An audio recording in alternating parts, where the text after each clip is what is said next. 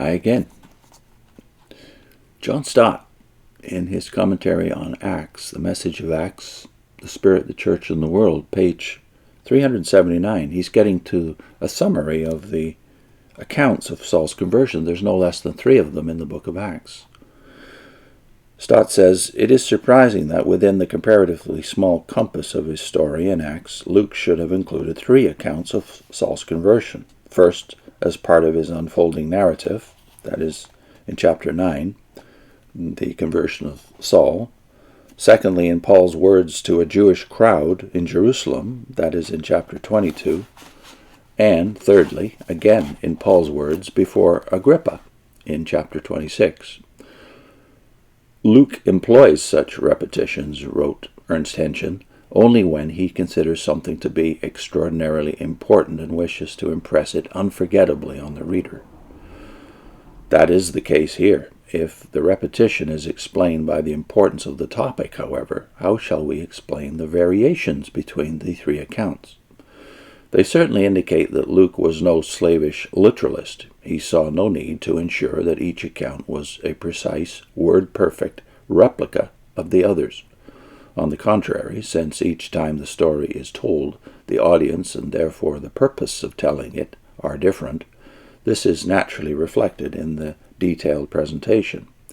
Our study of how a single author, that is Luke, tells the same story differently will help us to understand how the 3 synoptic evangelists, Matthew, Mark, and Luke, could also tell their same stories differently.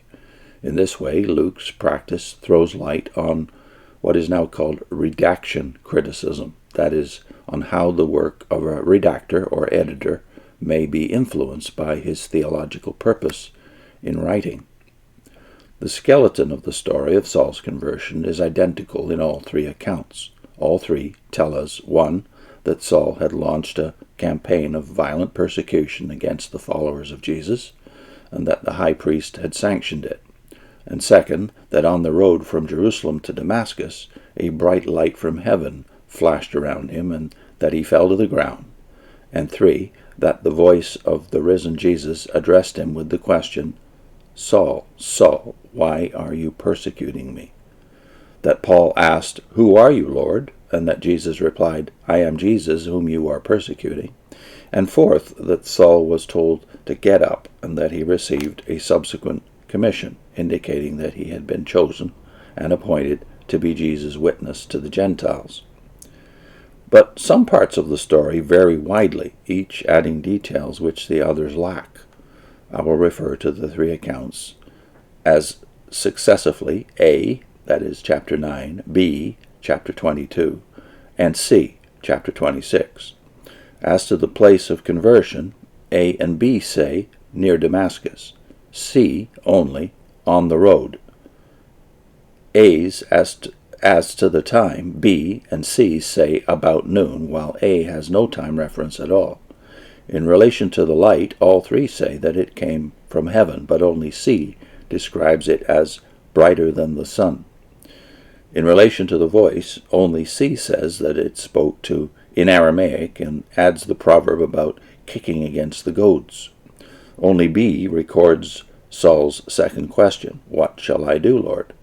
A and B both say that he was blinded, but only A tells how he was healed, whereas C mentions neither the blinding nor the healing.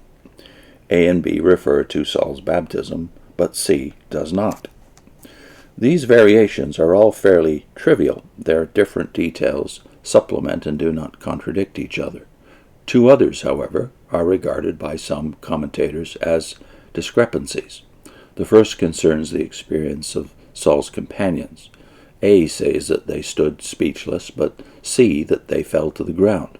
B says that they saw the light, but A that they did not see anyone. A says that they heard the voice, but B that they did not hear or understand the voice of the one speaking to Paul. It's not difficult to harmonize these apparent discrepancies, however. Presumably, the men first fell down with Saul and then stood up with him also. As for the vision and the voice, they saw the light but not the person of Jesus, as Saul did, and they heard a noise without being able to make out any words.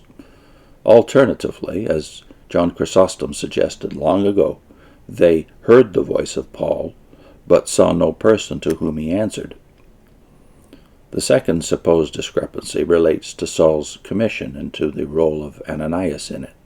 Only A tells the full story of Ananias, how he had a vision of Jesus, was told to go to Saul, raised objections, was reassured that Saul was a chosen instrument to carry Christ's name before Gentiles as well as Jews, and to suffer for the same name, went to Straight Street, laid hands on Saul, and welcomed him into the fellowship.